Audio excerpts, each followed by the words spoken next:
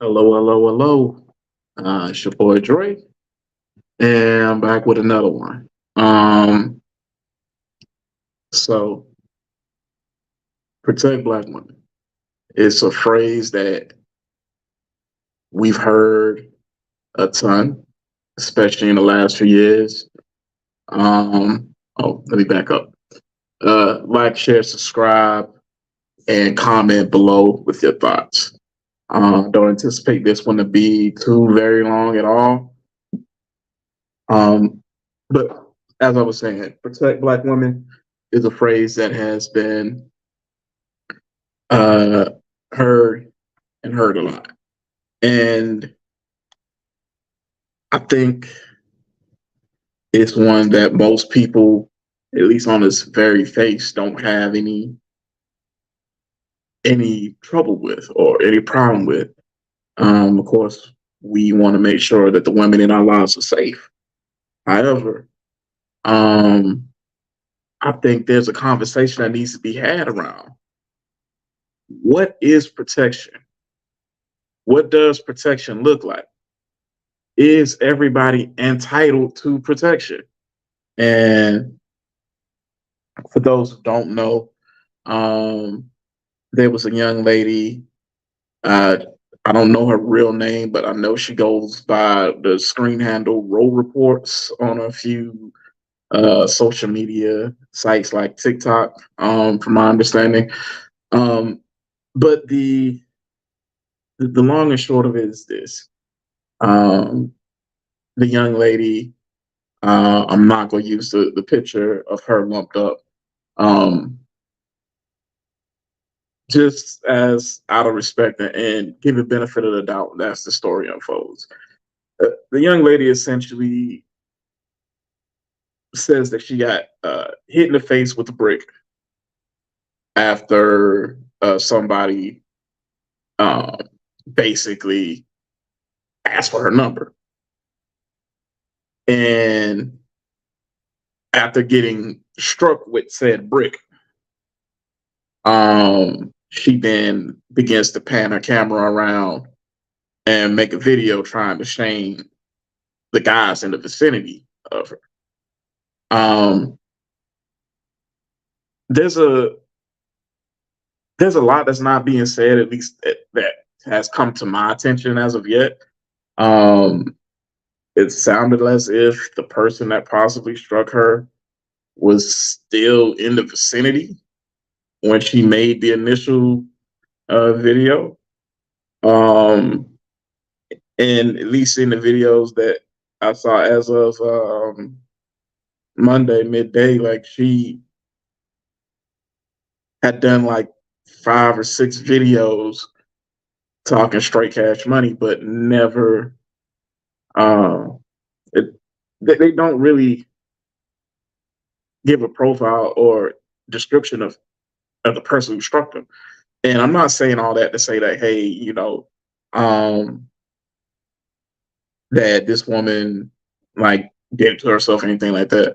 But what I'm getting at is I I want to see some evidence. I want to see the evidence. I want to see where the story goes. There's definitely something that happened. I'm just not jumping to conclusions, especially given those things. And then there's another video with another bystander who says that she's well known for wilding in the streets. There's another video that shows her going around slapping people. And, the guy said that while it wasn't justified, that they antagonized others, and antagonized the party that ultimately struck her. And the thing that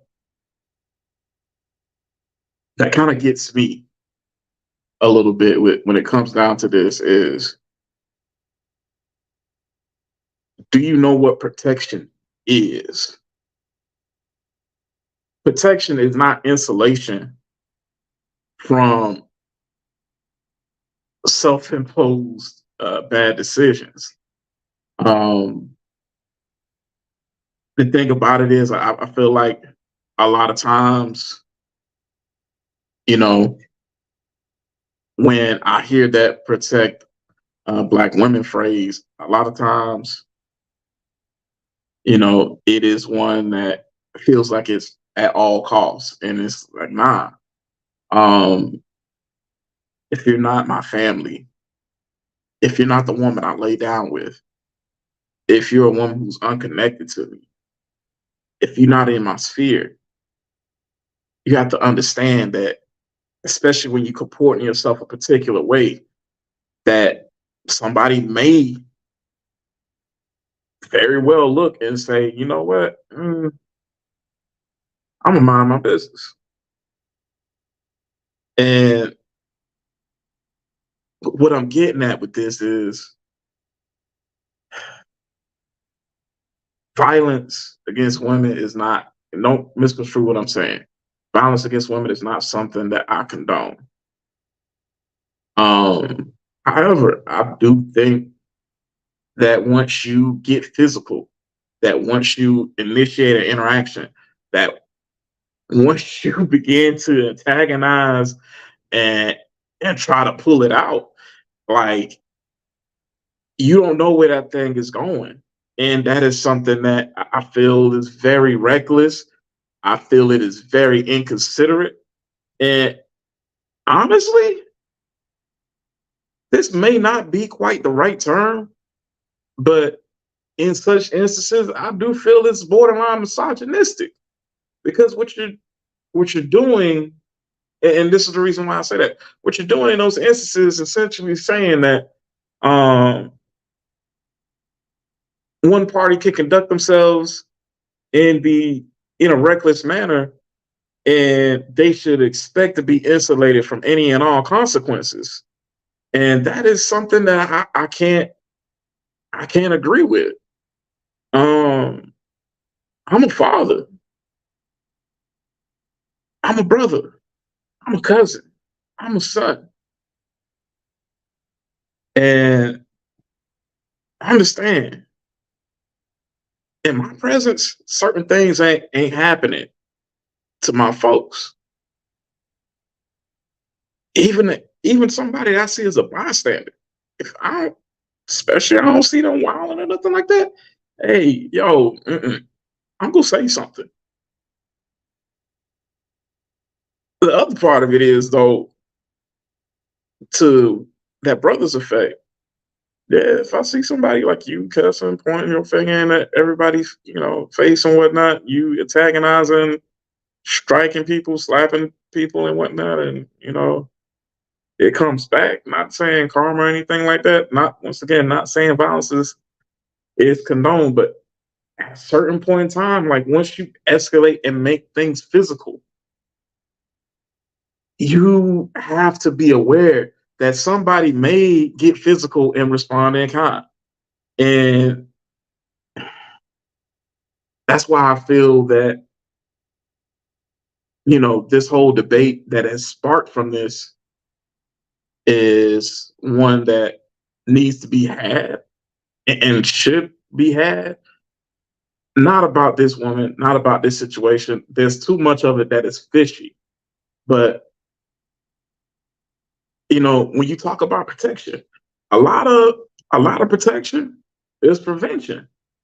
And what I mean by that is simply this: like, hey, I've been at parties before when, how to describe it? Like, I can't quite fully put it into words, but if you ever been in a situation like this, you know exactly what I'm talking about. You're at a party, it seems like everybody's having a good time, and then off to the corner, off to the side, you might see somebody, they have a particular look in their eye, and they just start moving funny. And I'm not even talking about, like, hey, there was a scuffle or something like that, and somebody coming back. If there's a scuffle, and especially somebody got stole on, like most one-sided fist fights caught on tape type of deal, then yeah, it's probably time to leave, because I'm not sticking around for that. But the thing of it is, I don't know what it is. It's like a sixth sense. Like, you can tell when somebody's moving funny, and it seems like they have every intention to do harm to somebody, or to, for lack of a better term, wild the fuck out. And think about somebody recognizing that. I know some folks who, you know what, they didn't want to listen. You know what dude did? He left. They weren't together, but they were kicking it. They were shooting, and it's like, okay, dang.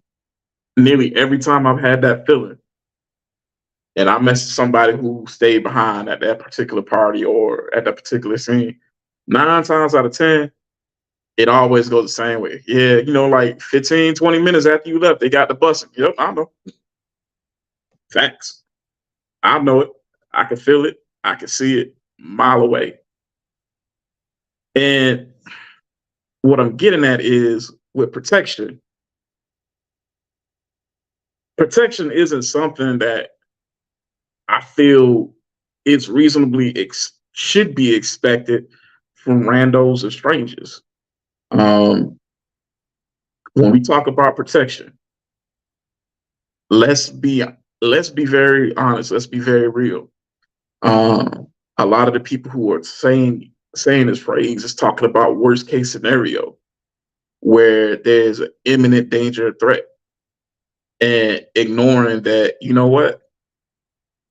Was there counsel or advice given that maybe was an attempt to eschew some of this, or eschew being in this particular type of situation at all? Because back to my example, anytime I'm not a party person like that, but anytime I've been somewhere and I've got that feeling and I have a date that I'm with, it's pretty plain and simple. I'm grabbing her shoulder, like, hey, yo, look, it's time for us to go. Like, we leaving right now.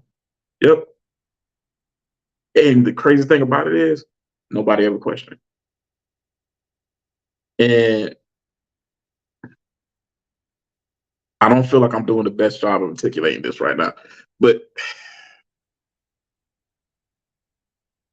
I feel like when you do reckless things, it's not incumbent upon those around you in the environment to save you from your own recklessness. Those brothers, especially if what they're saying is true, I feel like, that there's a whole lot that's yet to be brought out in this entire situation. But if what they're saying is true, then, you know, if this person is particularly antagonistic and known, they said troublemaker, known in a particular light, then I could understand why they wouldn't feel compelled to jump in and get involved in something which this person is known for instigating such situations.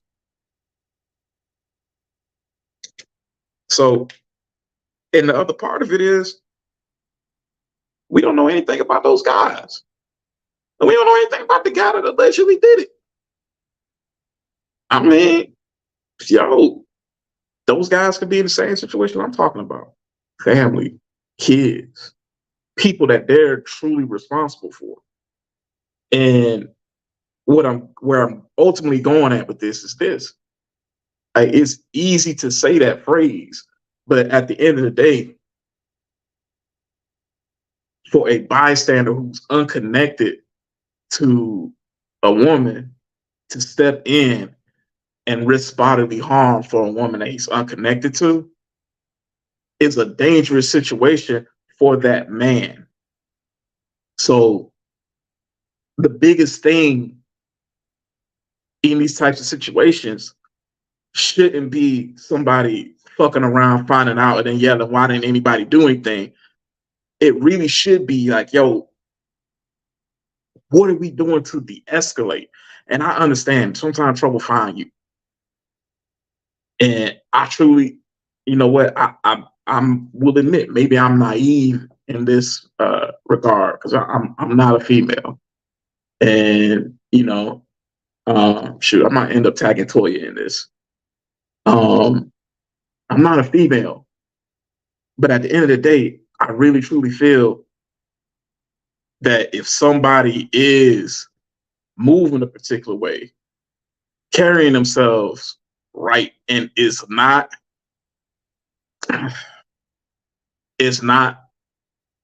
known and colored with that particular reputation, I feel like more often than not, a bystander would be more inclined to step in and try to help de-escalate that situation, or maybe even buttress and be a barrier between themselves and whatever imminent danger is there. Um, and the other part of it too is when you say protect, have you empowered the people you want to protect you? And what I mean by that is there was oh god, if I can find a story, I'll definitely throw it in the description. Um, it was about a year or two ago. It was a entertainer. I can't remember. Was it Stallion? I think it might have been Megan the Stallion. And if I got the entertainer wrong, like forgive me. But the gist of the story was she enjoyed using her sexuality to make the men around her uncomfortable, and she enjoyed seeing them navigate through that discomfort. Yet there came a point in time with the incident in which she wanted those very same men that she routinely made feel uncomfortable to protect her, and they didn't quote unquote protect her. And what I'm getting at when I say empowered is simply this: like, are you on the same page with your crew? Once again, this is not victim blaming. This is not condoning violence against women, but this is to say, like, hey, are the people that are around you, are they even willing to ride for you? And the thing about it is, like, where's the cooler head? Where's the best friend that's like, yo, what? Hey, you fucking wilding out here. Like, you need to chill. And I feel it's irresponsible for. I get where it comes from. I feel it's irresponsible for some of us as men who advocate for women to engage in violence against men. Like, and what I'm getting at is there's another creator by the name of Shinobi Ray that I like a lot of his videos. His take on that whole situation is, yo, it should have been another homegirl that stepped in and stole her. I'm like, whoa, nah, like that is not the answer. Call it sexist, you can call it what you want to call it, but um, I wouldn't want my daughter to try to physically engage in an altercation with a man, especially if it's one in which there's an opportunity to de-escalate. If somebody visits, understand me, if somebody visits violence upon my family, especially the women in my life, especially my little girl, like, yo, I got a lot of guns and black Tims for a reason. I'll just leave that at that. But that goes to the heart of this whole conversation. I feel like when it comes down to it, a lot of the people that scream that and claim that they feel unprotected, I feel like they're the ones that, frankly, instigate a lot of situations and expect to be saved from themselves in a sense. Um, I don't feel it's reasonable to engage in violence, to initiate violence, and not expect the language of violence to be visited back upon you. I feel like this is a conversation that we as a community truly need to earnestly have. And I think we as men need to also consider how a lot of times we become weaponized against other men who frankly, the story ain't as it's being been told. Like there's a lot of studies that show that IPV in the Black community is bidirectional. And not only is it bidirectional, but it's initiated uh, more by the female party. And I think you can see some of that borne out in statistics, DV statistics, when it's same sex female relationships. Like you don't see those as high statistics as, for instance, same sex male relationships. So there's something going on. There's a pathology, there's a conditioning, there's something that hasn't been touched upon. And I don't, some of it I truly believe is um, women oftentimes are not the ones who have to engage in violence.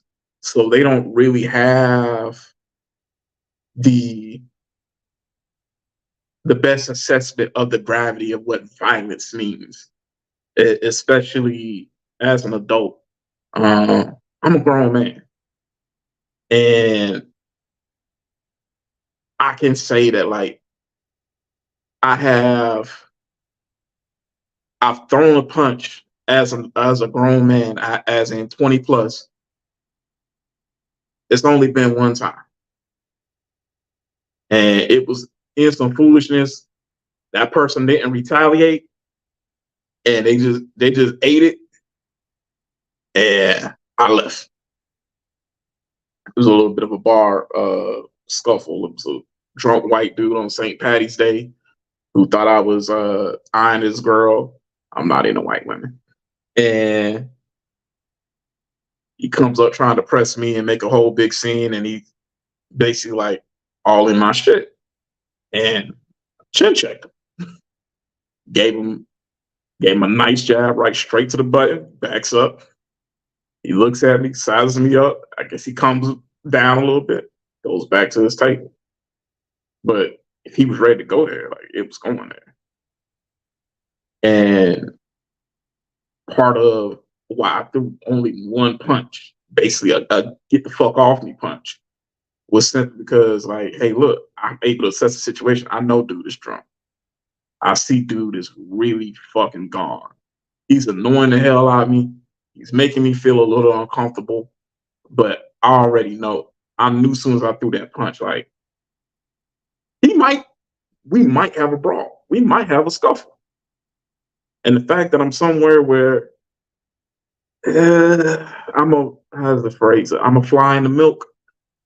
It was like, yeah, you know what, it's time to go.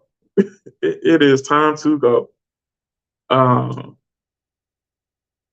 but I feel like a lot of times there isn't that type of calculation when it comes to initiating and even requesting violence from that other perspective, because they often aren't the ones who suffer the consequences of it. Um, Dr. T did a great piece on proxy violence a while back, in which, when talking about how women often enact violence, it's not often directly in the same way as a man, because a man is honestly more times than not somebody same build, same size is going to be stronger. Uh, However, a lot of women do enact proxy violence in which, somebody, they say somebody did whatever. Um, a good example of what I'm illustrating is, I think the movie is The Wood, where uh, it's like they're in grade school or whatnot. I think they're like fifth grade or something, like little stupid ass kids. And one of them goes and touches the little girl butt, whatever.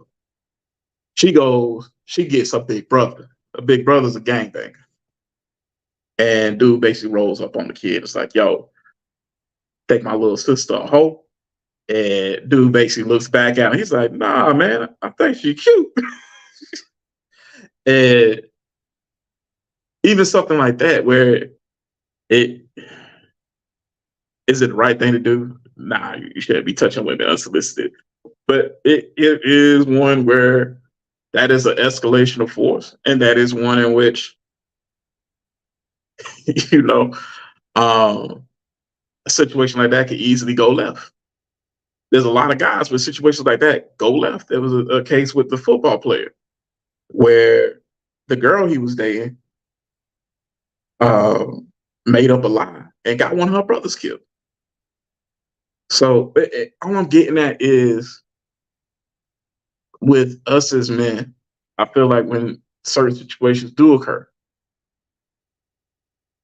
I feel like we need to fight back against that initial knee jerk, Rambo, everything out that I got reaction to truly assess the situation and get to the bottom of things. Because a lot of times, even though we mean well, even though we mean to protect that particular person that's coming to us, what we may end up doing is engaging in something that could cost us or somebody else their life over a misunderstanding, over hurt feelings, over a lie.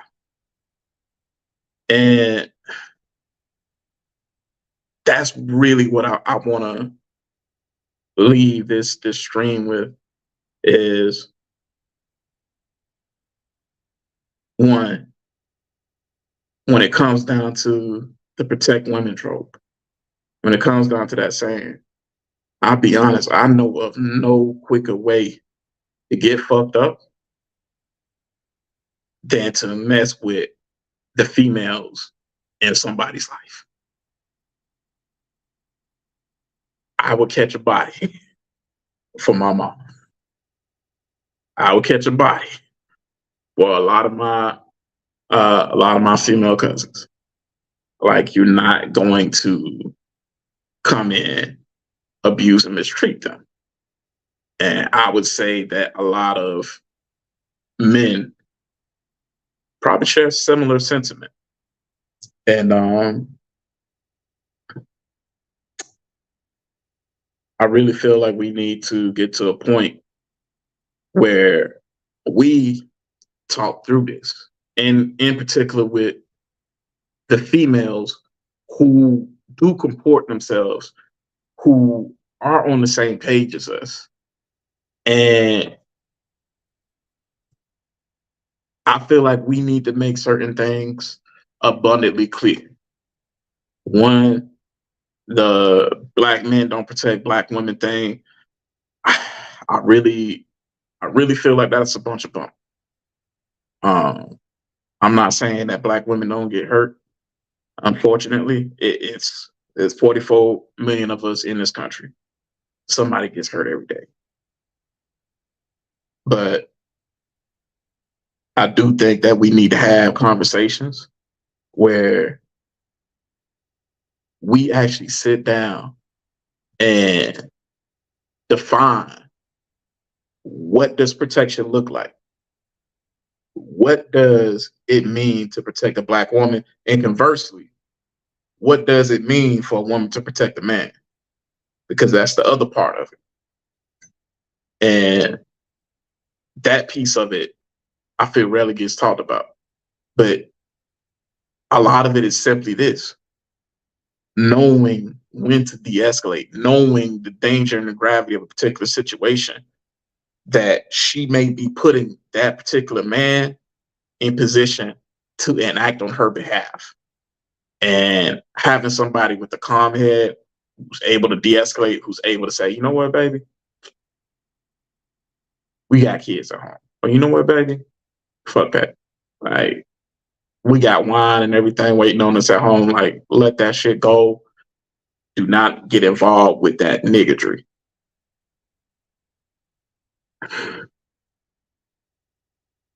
And I think what really needs to be done is basically saying, like, hey, look, everything that falls out of this particular box, you shouldn't expect protection.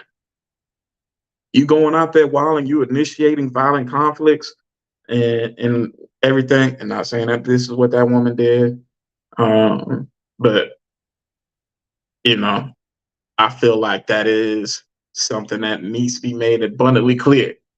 And I think that that is wholly reasonable to say like, hey, look, you somewhere, you shouldn't be slapping people. You shouldn't be punching and sneaking dudes and not expecting to get hit back. Um, but those are my thoughts. Sorry for the ramble. I literally just pulled up from work. Uh, but I know this is one that's kind of been circulating through, and a lot of people who have been giving their takes. Do they think the person is lying? Do they think they're not? This, that, and the third. And my whole aim with my channel a lot is to, in effect, metaphorically look up and see the bigger picture. Um, it's I wish this woman a speedy recovery. Uh, if she didn't initiate anything, and you know, even if she did initiate, like I hope she gets well, gets recovered soon. But I hope the truth comes out, and if the truth comes out and it's not what some people thought it was or what's led to believe it was, I think we really need to have a conversation. And if it is, we also need to have a conversation. And, you know, these aren't those black folks that this whole situation is going on with, but I think it is one that it's on our block. I'll put it that way. That's our cousin that fight. So might not be us, but in the family. Uh, but I won't belabor my point any longer. Peace. Hope you all have a great, great night. Thank you all for tuning in and take care.